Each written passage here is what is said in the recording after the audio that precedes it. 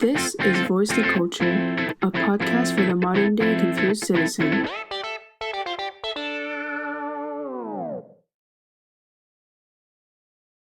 Hey, I'm your podcast host, Helen.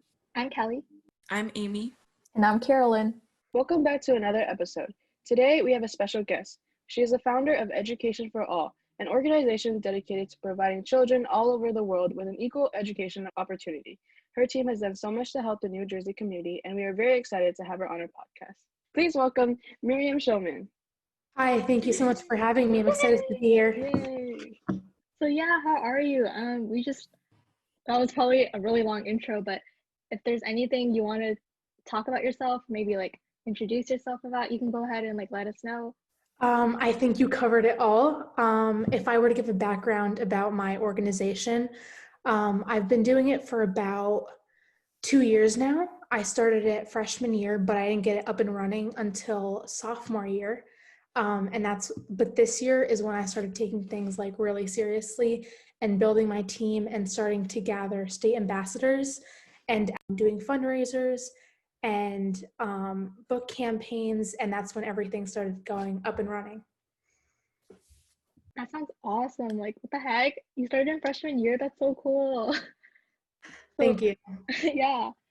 So you told us that it kind of all started when you went to El Salvador and you noticed how the education facilities there were so different from the ones in the United States. So could you maybe talk about some of the differences you saw between the two countries? Because we'd really love to know more about education abroad. Yeah, absolutely. So when I went there with my family, right off the bat, when I went to the schools, I noticed a huge difference in the school buildings themselves. So we take for granted going to school every day. Sometimes we don't want to go to school. Sometimes it's boring and all that stuff. But their schools are so the difference in the buildings. Their school buildings look like small houses, and they sort of cram a bunch of students in there, and the inside would be something you'd find in a 1980s textbook. And I think we take for granted how much the resources that we have and the teachers that we have and the books that we have, all this stuff that comes to us naturally, and we don't think about how other people may not have these resources. And when in the classrooms, they have maybe 1 to 2 books on their shelves for the whole class to read. And the class is maybe 18 to 20 kids. And half of those kids that probably can't even attend school, we don't even know about them. That's so cool that you're trying to tackle on such a large issue. I totally agree with you that education should be a basic necessity and not a luxury. So lifting up those in need is really important, and I really respect you for doing that. And that kind of leads me into the next question. As a student and youth organizer, how do you find balance in school and community work, especially doing something as large as this? And did you find it difficult at first? It's still difficult today. Time management is such an important thing that takes a while to discover, and it takes a lot of trial and error to find the perfect schedule. And I think it all just comes down to prioritizing what's important to you. So at first I found it kind of hard to manage between my homework, and then if I needed to discuss and have any board meetings or check in with any of my state ambassadors. And also on top of that, I have school, I have extracurriculars, I'm a fencer, I have all this stuff, and I have sports practice almost every single day, and I come home at 10. So I had to prioritize the things that I found important to me, and it was extremely difficult at first. And I have to find the right balance between managing my time. And sometimes I would get things, if I had a free hour or a free block during school, I would spend that time maybe scheduling a meeting then, rather than hanging out with my friends. And I definitely make some sacrifices on weekends and stuff like that, but it's all definitely worth it. Yeah, so we've talked about a lot of these amazing things that you've done, and you've donated over 500 books, and you've raised over $10,000 for schools neighborhoods and communities in your area, which is an amazing feat. So how did you go about it? Like, were there any organizations that like helped you with this? Since I still consider our organization pretty small, and I'm from New Jersey, so what I did was I contacted local elementary schools and libraries, and usually they have books that aren't being used, or like gently used books that they're like no one reads anymore. So I contacted a bunch of schools in my area, middle schools, elementary schools, high schools, and I just gathered books. And at the end of the year, when people go to different grades, they usually don't use their textbooks or any of their books. So I gathered those and I donated them to low-income towns and low-income schools in New Jersey. That's really awesome. I also saw on your website that you're starting a $1,000 book campaign. So what prompted you and your team to start this fundraiser? And were there any difficulties or complications that came up when you were maintaining an international fundraiser? As I'm taking my organization to the next level, there are a bunch of things that I'm keeping in mind. I recently started state ambassadors, so I consider myself the founder of this organization and the New Jersey state ambassador.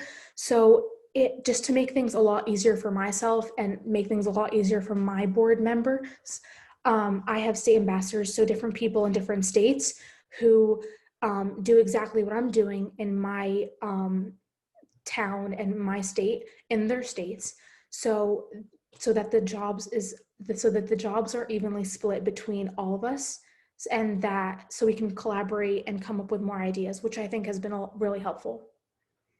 So I just want to say that I think your cause is something that's really inspiring.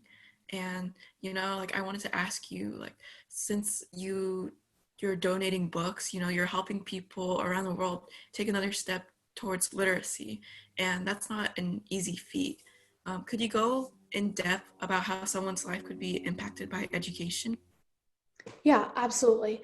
I think education is something that a lot of people don't realize is an issue because a lot of us have it. It's not the same as like hunger, poverty, like clean water. And I think that it's something that it's taken for granted a lot. And education, I think, is the most important quality that a person can have, and can be the factor between, like, it can be the factor between someone's it can just take you to a whole other level. I believe that someone's brain is their biggest asset and can take them so far in life. And it's the key to success. If you are able to read, if you are knowledgeable, knowledge is power. And I believe that if someone has enough knowledge, they can go so far in life and accomplish so much. So that is something that I feel like is really important. Wow, like that kind of got me hyped up. Like maybe you want to like get all A's in all my grades, in all my classes, like start studying really hard. So do you have any last words of encouragement or advice to other teens who may be hesitant to get involved in volunteering? Yeah, absolutely. I think that the first step to getting involved in something like this is finding something that you're passionate about. Find anything it is that you are passionate about. And if you believe that it can be something big, go for it. When I started, I didn't think that it would be something as big as it is now, but I really put in a lot of time and effort and sacrifice into it. And I'm still growing today. I don't consider my job done yet.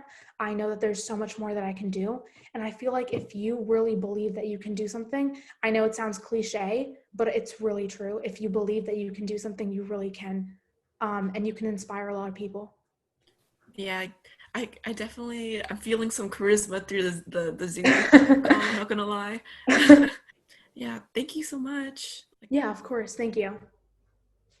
Yeah, I totally agree. And like to anyone who's listening, like really take her words, because like education is like such a big problem that I guess like no one really sees, because like here, especially here, like we all access education so easily, and like in other countries, it's like that's not the case. So it's really, I think it's really important, like what you're doing.